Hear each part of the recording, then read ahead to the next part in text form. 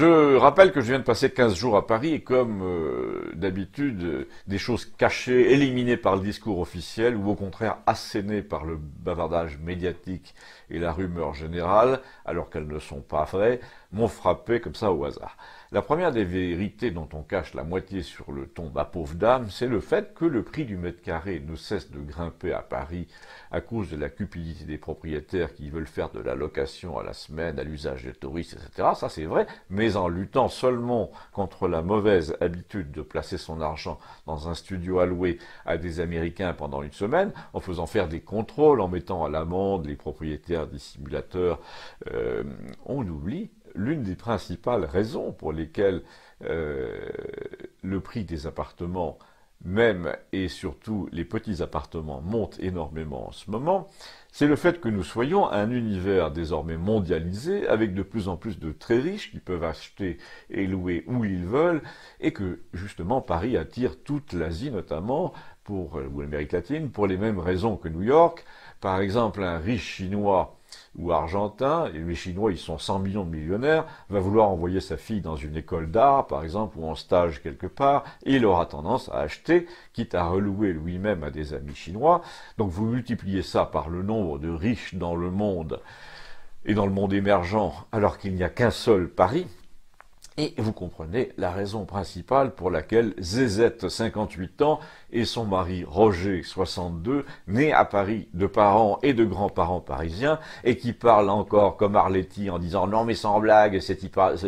un monde, tout ça », n'ont plus les moyens de rester là, et sont obligés de finir en banlieue, à Antony, à Savigny-sur-Orge, où le même phénomène d'ailleurs est à l'œuvre avec la bourgeoisie africaine, et comme je l'ai dit hier, dans les immeubles un peu décents de la Grande Couronne, désormais les filles des riches familles du Sénégal sont en colocation, voire deux familles dans un seul appartement, voire carrément des cousinades entières à Sainte-Geneviève-les-Bois,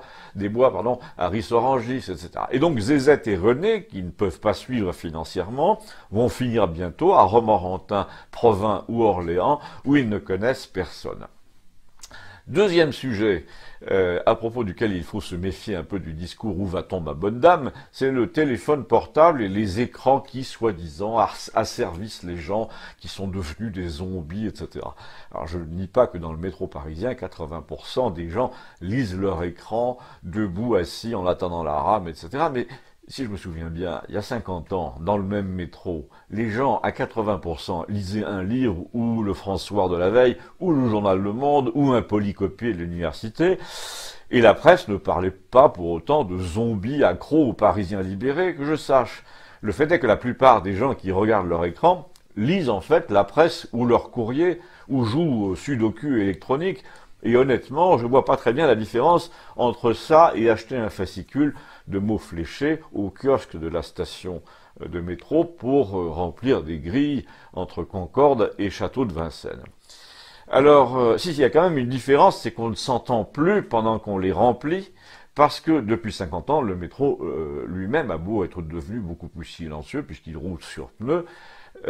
c'est compensé par le bruit que font les voyageurs en conversant à tue-tête et de surcroît, outre nouveauté évidemment, dans toutes les langues, ce qui a fait dire l'autre jour à mon voisin de comptoir dans un petit café du 15e arrondissement,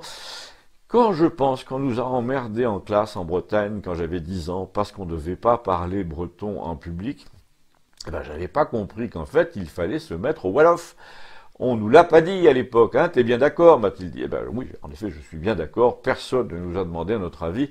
Et en tant qu'écrivain français, ça m'aurait arrangé, moi, de garder un lectorat qui ne parle pas le même français que la porte-parole du gouvernement. Je préférais nettement celui de Léopold Senghor, que j'ai un peu connu et qui l'aurait sans doute renié.